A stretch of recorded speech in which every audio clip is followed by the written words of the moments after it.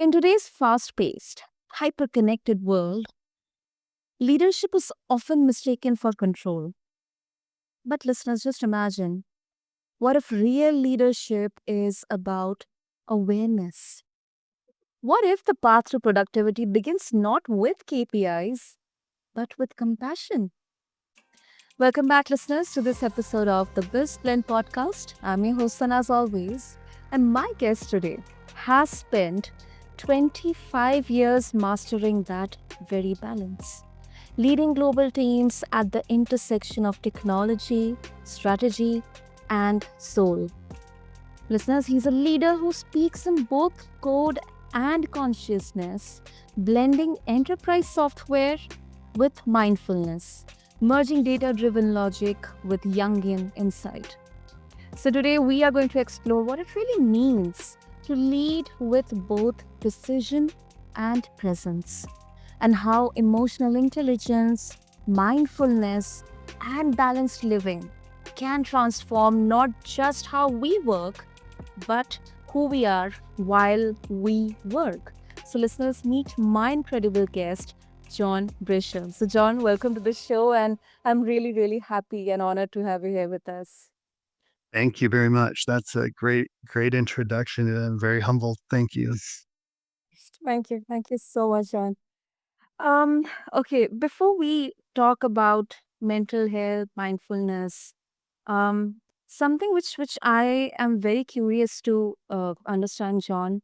Um, you know, we are going to talk about balanced living and leadership.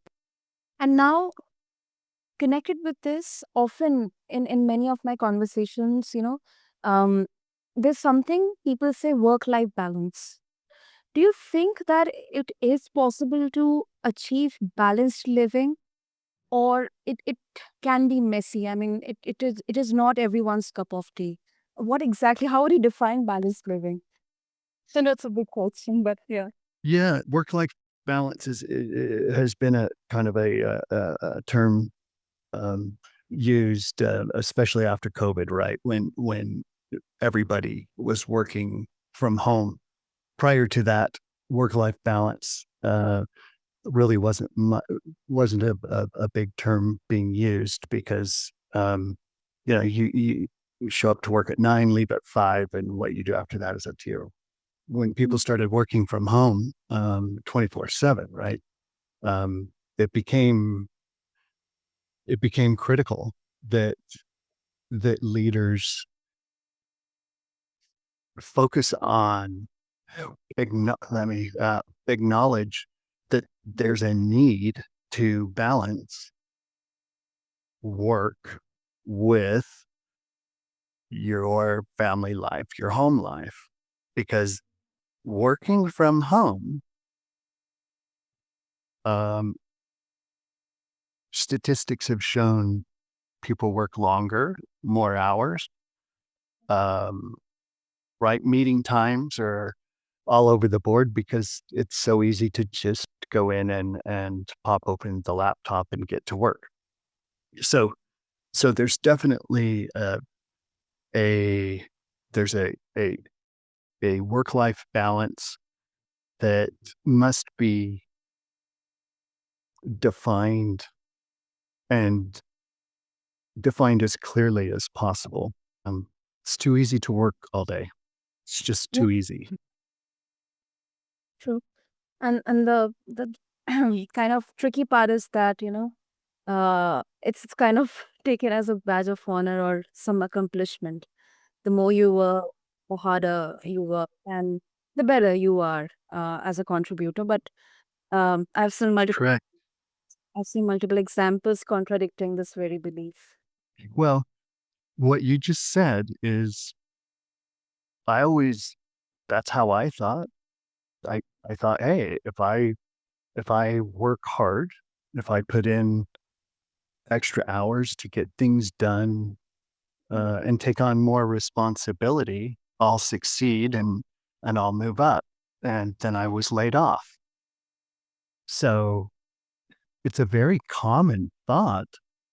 It logically it makes sense, but does not work that way in the business world. Just does not. The more work you put in does not equate to more promotions, more money, what we would typically think. Yeah. Um, that's firsthand knowledge, right? um, yeah, I went down that path. I'd work every Saturday morning and Sunday morning for a couple of hours because I got up early, and I always thought in the back of my head, this will help me, but no, it didn't. All it did was it took away that the life part of the work-life balance. I thought I was balanced pretty well, but I wasn't. I was pushing myself to do more and to get better, which is great, but the expectation that that's gonna come with some reward is false. Exactly.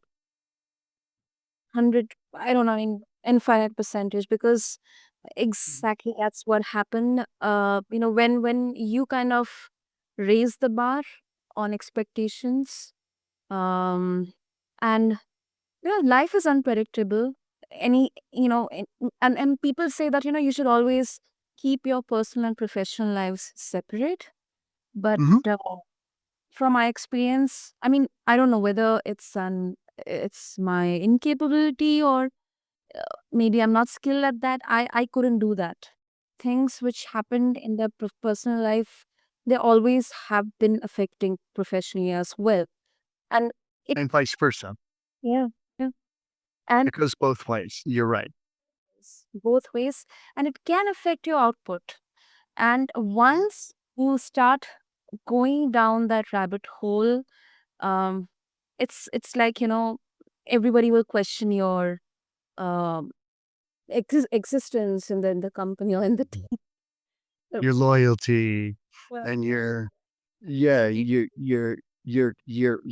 capabilities, uh, and your willingness, right? You have a death in your family, and something like that can't there is no way it can't impact your work.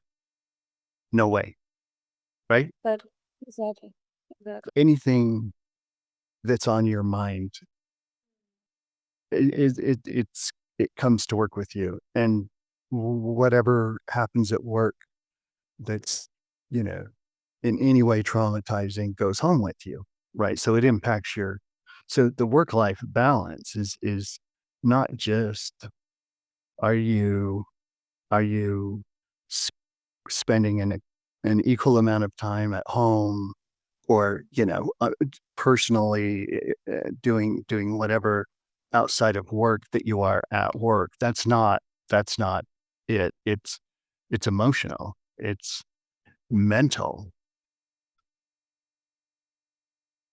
So many leaders lead with their ego. It's a power thing, right? I'm in charge, because I'm the manager. Um, and you only get, policy says you get 3 days bereavement when, you know, a loved one passes, for example. Um,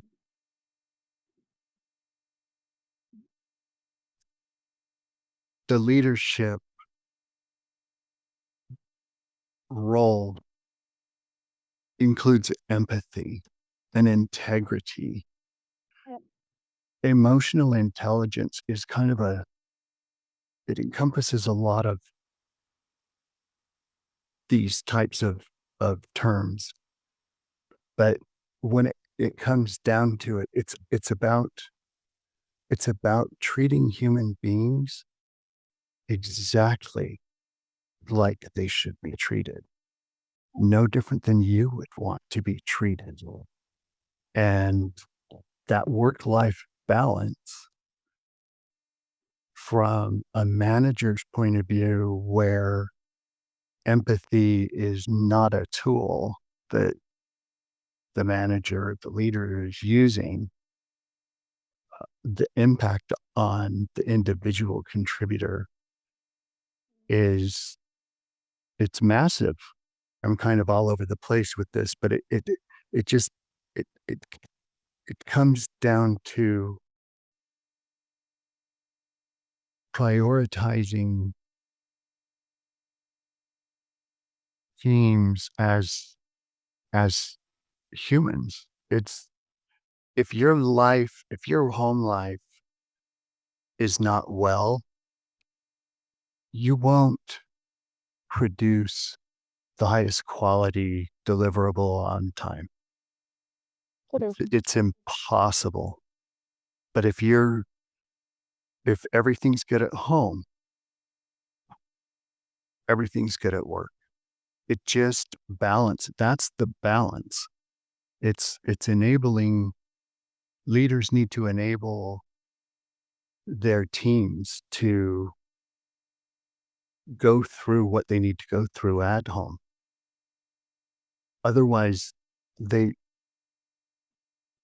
simply, if we're going to look at KPI, right? If we're going to look at production and output, that's how you get it. And that comes secondary. If you put the people first and and really show them how valuable they are, Mm. the by prioritizing their home life requirements, um, it, that's how it works.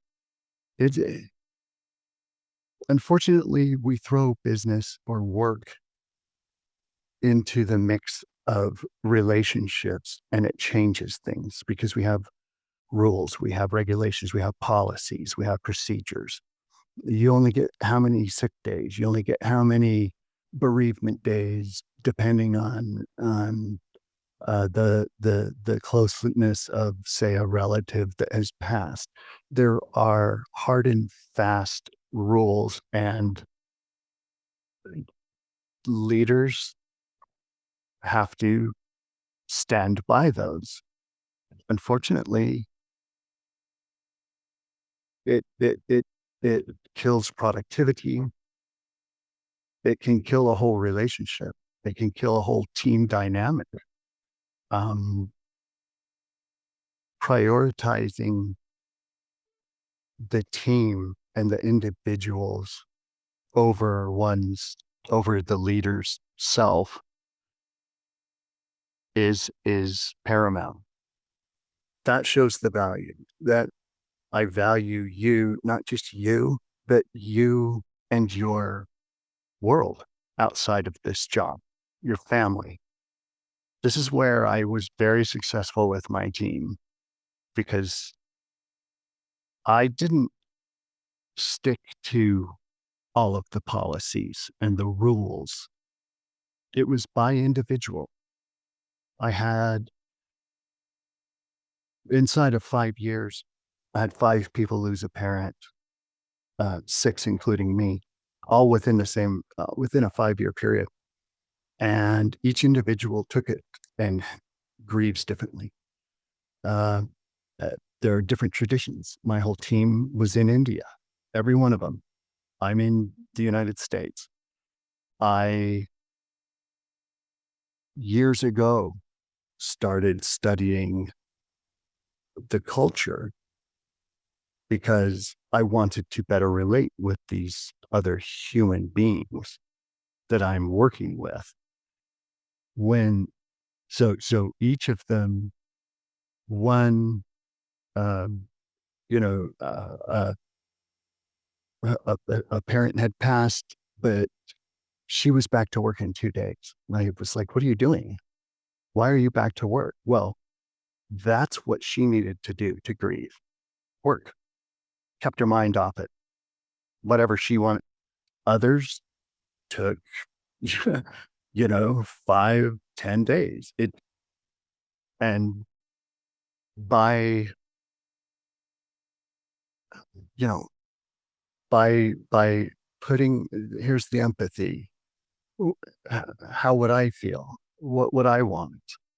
Well, I love the idea of everybody grieves differently for different amount of times.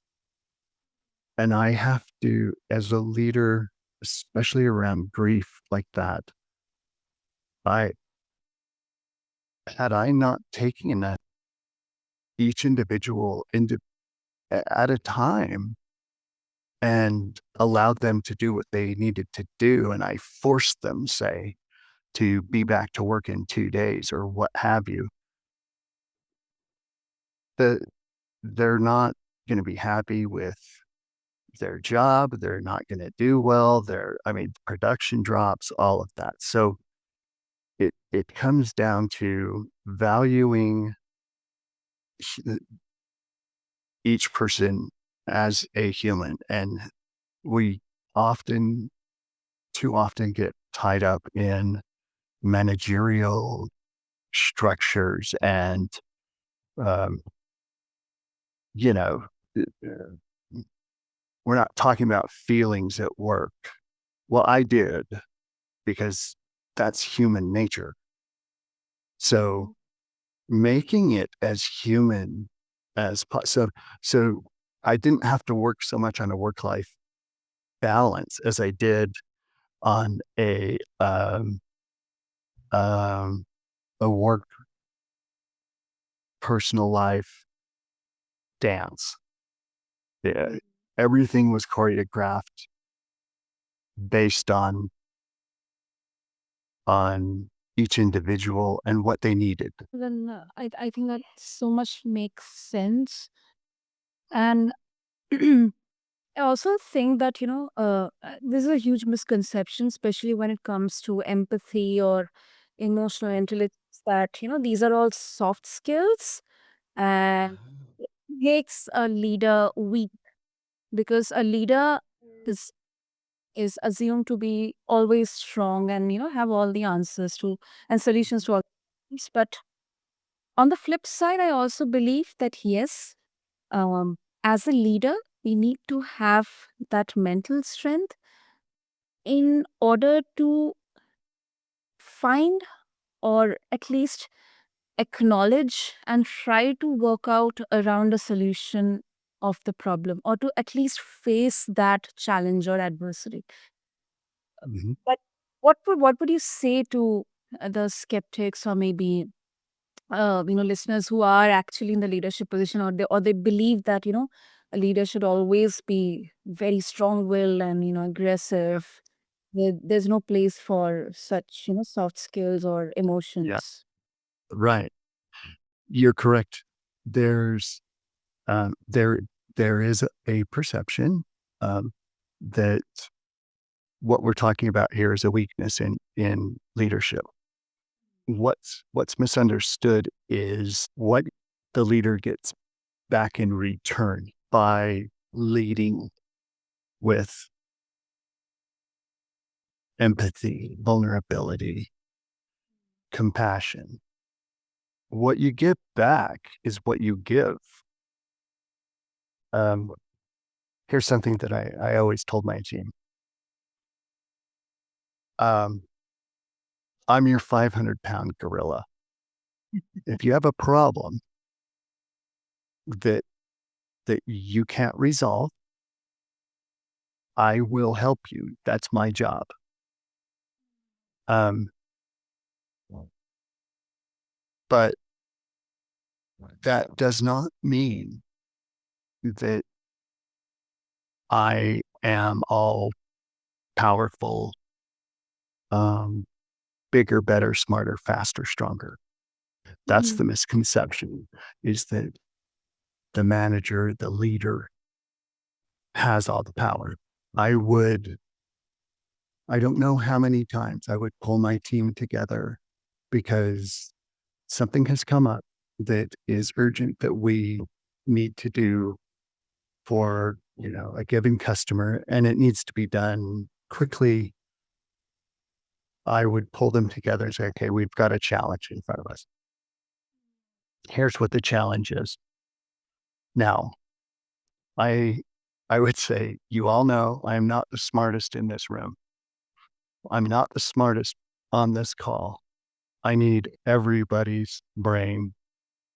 Um, that is, again, showing the value that you have in your team. Um, it's rare that, in my opinion, that a single leader of a team of multiple people is bigger, better, faster, stronger than the team combined. I just don't believe that. The leader is there to be a 500-pound gorilla when there's a problem. The objective, of course, is to keep everybody at the highest performing capacity possible, delivering on time, highest quality. In order to do that, I needed to. There are times where a leader needs to step in and take control of uh, uh, any given situation, say where there's conflict between somebody on your team and a counterpart in a different department that they have to work with every day. Say, a technical writer and a product manager, and the technical writer is struggling every day because the product manager is difficult to work with. And so how do we resolve that? If the individual on your team could resolve it, they would have, but they're talking to you about it because they can't resolve it. So I'm going to help you in whatever is the proper way. Maybe I'm going to talk to their manager. Maybe I'm going to talk to my own manager. But then that same 500-pound gorilla also has empathy and there's no danger. It's always a safe space with your manager, because if it's not, then you're not going to get the truth of any given situation. If there's fear that their manager's going to yell at them or otherwise, punish them in some form or fashion, um, emotionally or by, taking away a bonus or what have you, there's no guarantee or even the chances of them being honest at all times. Okay. It goes away, it drops, right? Because they're in fear. So I'm going to try and cover this up so that I don't get punished or what have you. So ensuring that safe space and always empathetic with value behind it. You can still do your job. There are times I've had to have those difficult talks. And although it seems as though, you know, difficult conversations about where somebody needs to improve, that, you need to be have this attitude and I'm in charge kind of. But that's where it's most important to have that empathy and to present those difficult discussions with a sense of vulnerability in yourself, that because it comes across. Um, if somebody says, "Hey, you need to you need to improve your writing skills in this way over here, or I'm going to take this project away from you." Um, versus let's have a discussion about effective writing. and giving examples and leading towards this is what you need to work on, but getting that enthusiasm into them will almost always guarantee the outcome that the leader's looking for. But to go into anything with a that puts people in any state of fear. Oh my gosh, my manager wants to talk to me first thing in the morning. If that fear is there, there can't be effective communication. There can't be. So so it was always it's imperative that the team trusts that you're not coming after them, with ill intent, right? We're going to help. We need to help each other to be better. Um, and being honest with yourself, because it is too often that uh, somebody's put in a management position and they've got that sense of power, but there's also this sense of I'm better than everybody else. That's why I got this job. That's why I'm here. It's because I'm better than everybody else. So I know better. And that's just not the truth. Again, I go back to one brain being better than five. And that's not the case. That's never the case. And also before we wrap up, I think this is such an important aspect because um it's not just that, there is no um proof behind it or there is no science behind it. It has been practiced. The results, you have seen the results, you have seen the Mm, output. And you have also studied the Jungian philosophy. sure. And I mean, for over 30 years, that's quite a dedication in there, John. So, um, how does the concept of the shadow, how does it, uh, the part we often ourselves we often deny, how does it show up in peers or organizations who are under stress? That is such a great question. The shadow. And this is where this is what the this is where if you can integrate your shadow into your life, the shadow being the place where we store everything that society says is bad. Mm. And we shouldn't be this way or that way, and yet we are. That's in our shadow, right? The persona is what we show people. You're you're speaking to my persona, right? This is what I want people to how I want people to see me and think of me.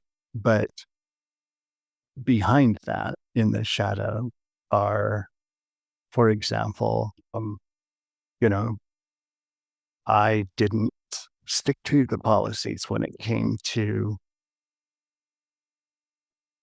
highly emotional, impactful life conditions that happen to everybody. The Where the shadow comes out is, I think, it's when it's kind of invited out as a new manager, because again, there's that feeling, that thought of I'm bigger, better, faster, stronger. I hold the power card. I'm in charge.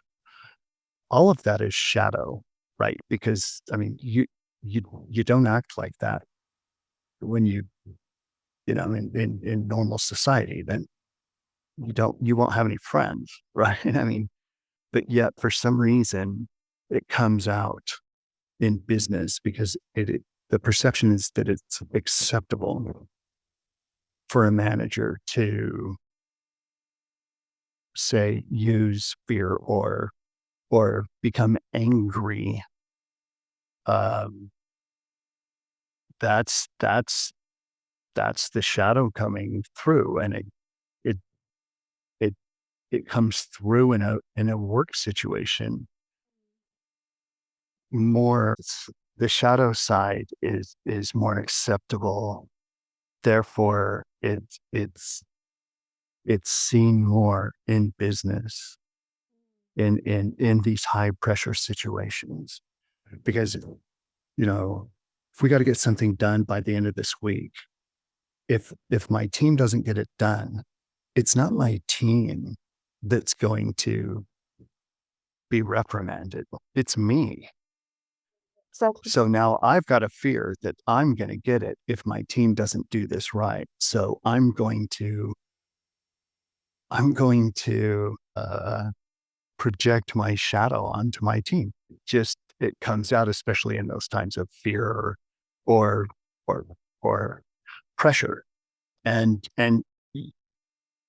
the team's production, it's my my manager isn't going to be questioning me about why these three people on my team weren't able to get it done. They just want to know from me. It's all on me. So to get the team to do what they need to do to avoid me being reprimanded or punished, that's where I'll project my shadow. And I say that like that's normally where it comes out.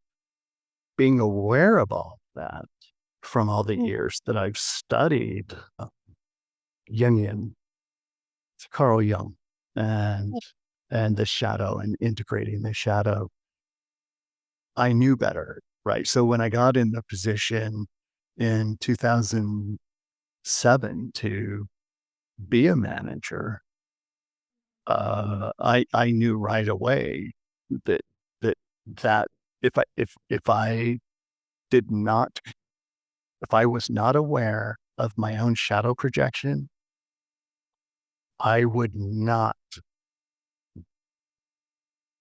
be successful because the team would not stay together.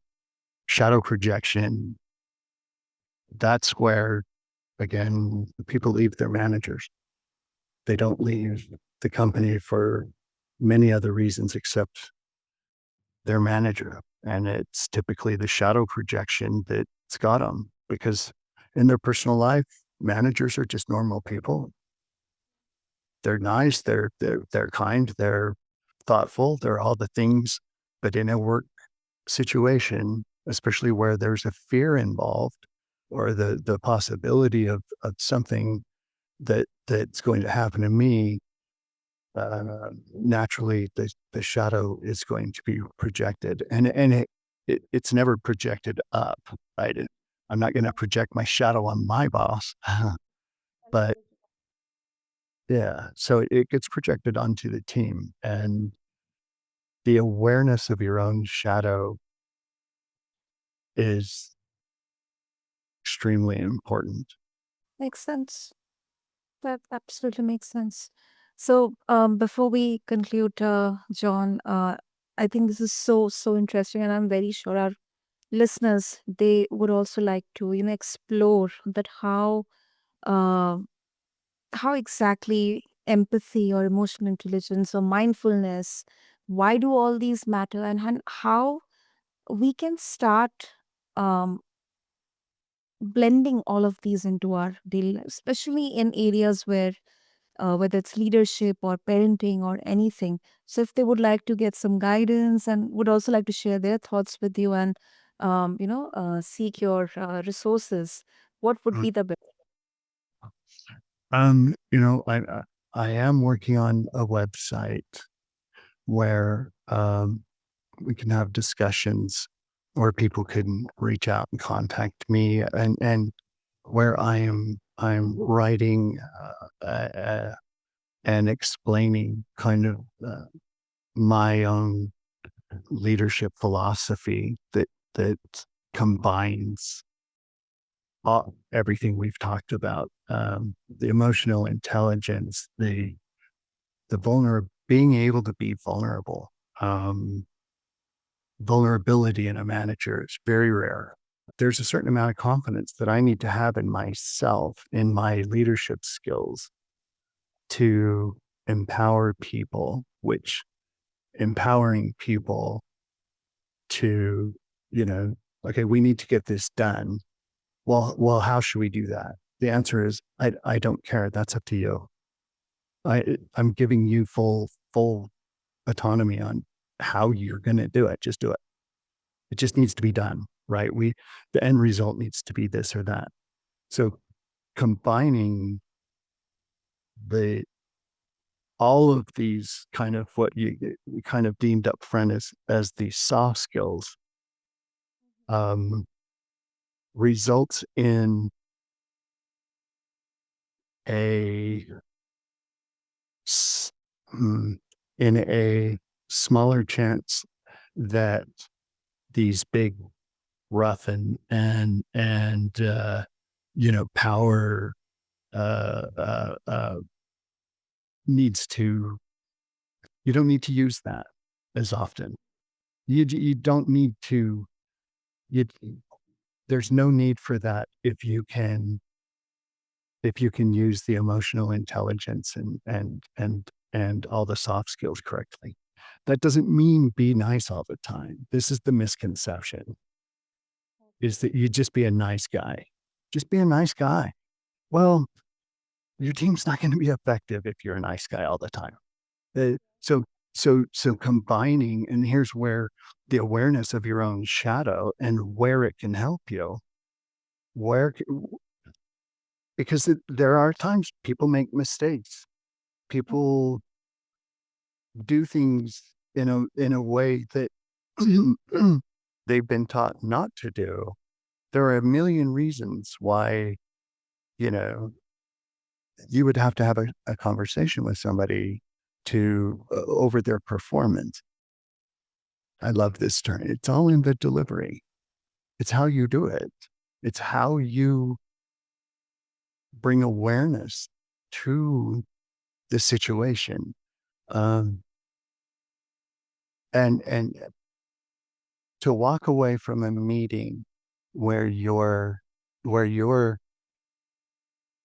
telling somebody, look, you're doing this wrong. You need to change. This isn't going to work.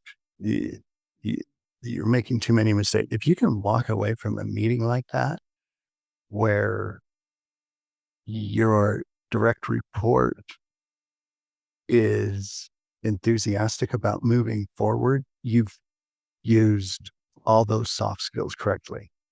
Yeah.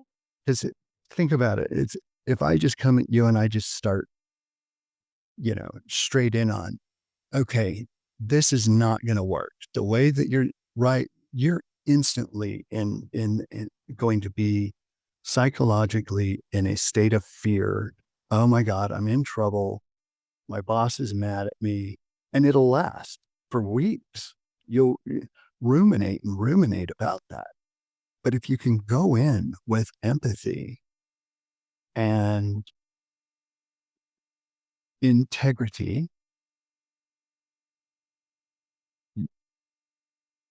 empathy being put yourself in their shoes, right? That's the ability. If I can put myself in their shoes, how would I want this addressed to me? Well, I would like it addressed to me in, at minimum, a calm fashion. That's how I'm going to do it. Um, Treat others as you want to be treated. That's kind of everything wrapped up. Is how would you want to be treated? Just because you're a manager doesn't make you any more superhuman than anybody else. You're you're you're still just a human. Right, right. Uh, John, I think this was such a reflective and very, very profound look into mental health, emotional intelligence. I think it's such an important part of leadership. And Mhm. thank you so much for blending the ancient and the modern so seamlessly. That's I think what I can take away from here on for actually showing us that leadership isn't about hierarchy, but it's about harmony. It's about people. It is about people. And if you want a highly effective and efficient team to deliver the highest quality deliverable on time, treat them as humans and nothing less. Okay. So, to all my listeners, thank you so much for tuning in to this episode of BizBlend. I'm your host, Sana, reminding all of you that the best leaders don't just build teams, they build awareness. Until next time, breathe between the meetings. Thank you.